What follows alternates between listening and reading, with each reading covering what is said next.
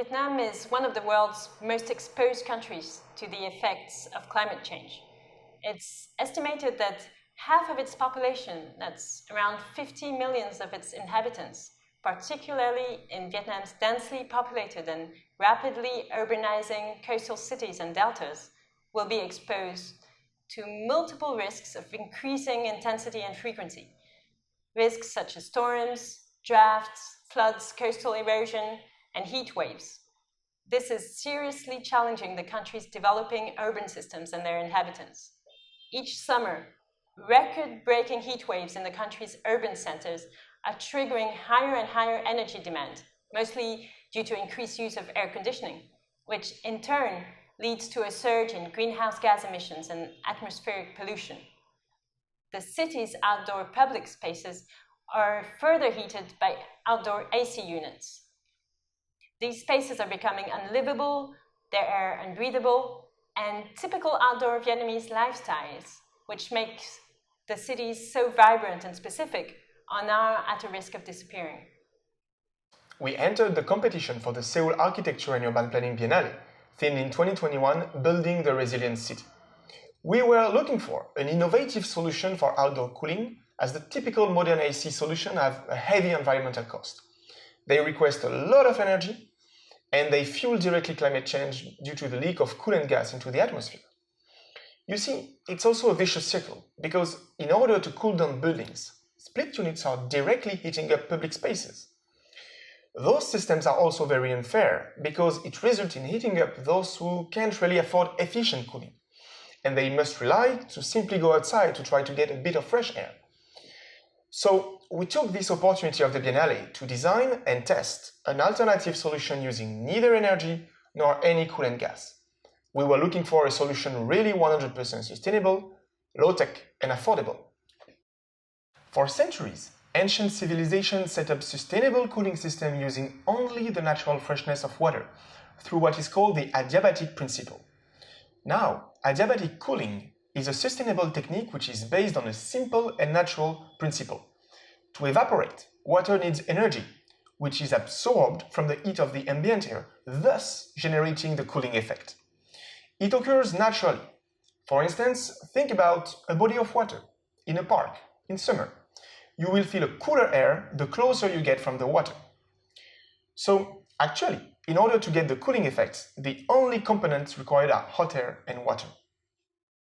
The theme of craft and digital is particularly fitting to the Vietnamese context. The Vietnamese countryside is filled with craft villages. Each is specialized in a specific trade. It ranges from bamboo to silk, pottery, rattan, lacquer wood, incense, and many others. Through time, trades evolve, but traditional craftsmanship still remains vibrant in many villages today. In parallel to that, modern Vietnam is very tech-savvy, with an impressive appetite for anything digital.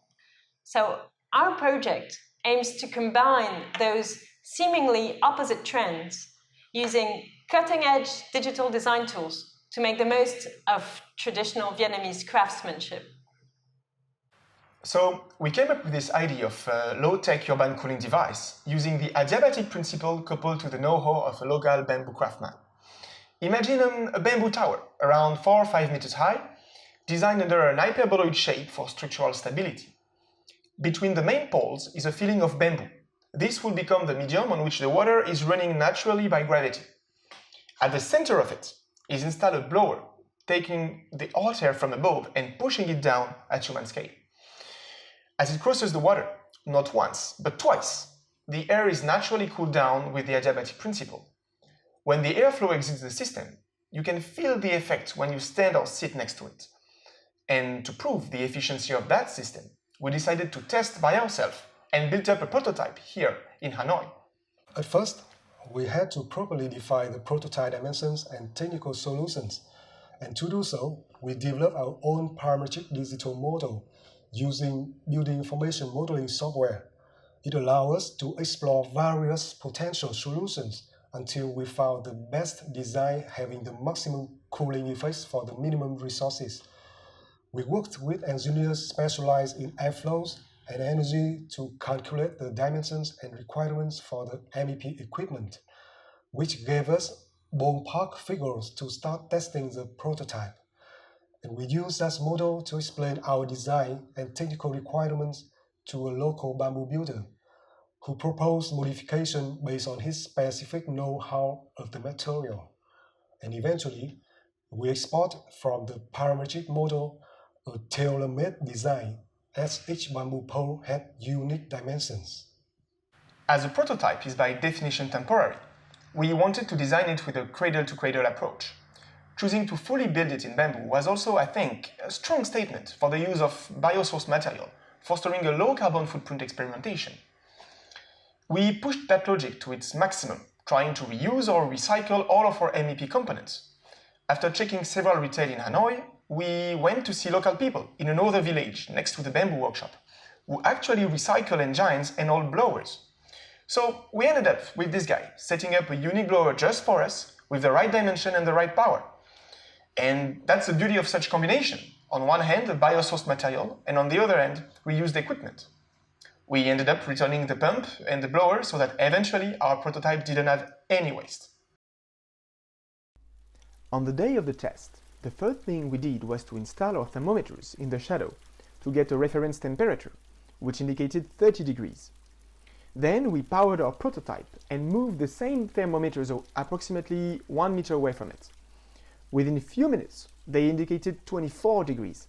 So basically, with our design, we've managed to sustainably drop outdoor temperatures by 6 degrees Celsius. This makes a tremendous difference when we talk about outdoor comfort.